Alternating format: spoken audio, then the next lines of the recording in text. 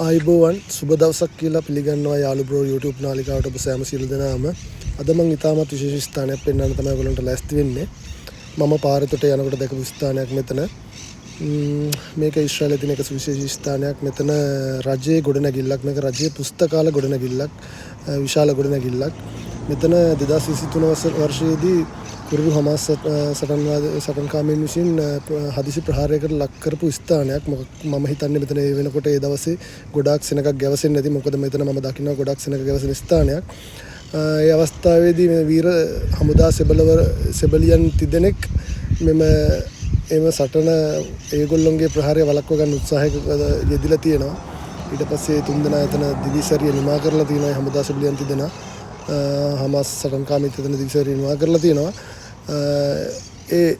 ඒ අවස්ථාවේදී ඒ ප්‍රහාරයට ලක්වුණු ගොඩනැගිල්ල තමයි මේ විදියටම මේ බිත්තිය ඒ විදියටම තියෙනවා. ඒක කිසිම අලුත් අඩියා කිරීමකට ලක් කරලා නැහැ මේ ඊශ්‍රායල රජය විසින්. අත්‍තරම කියනවා ගොඩක් සංවේදී ස්ථානයක්. ඒ වීර සෙබළවරියන් සිහි කිරීමට මෙතන පොඩි ස්මාරකයක් ඉදි කරලා එතන මල් ලවලා එහෙම කරලා ලස්සන කරලා තියෙනවා. ගොඩක් ඊශ්‍රායල වැසියන් මෙතන ඇවිල්ලා නරඹල යනවා මම දැකලා තියෙනවා. පහන් පත්තු කරනවා මම දැකලා තියෙනවා. ඉතාමත් සංවේදනයකයි මෙම ස්ථානයට ආවට පස්සේ ගොඩාක් ඒගොල්ලෝ අඬනවා මම දැකලා තියෙනවා මේ ස්ථාන වලට ඇවිල්ලා. ඉතින් එහෙම කුරිරු හමාස් සටන්කාමීන් එක්ක එහෙම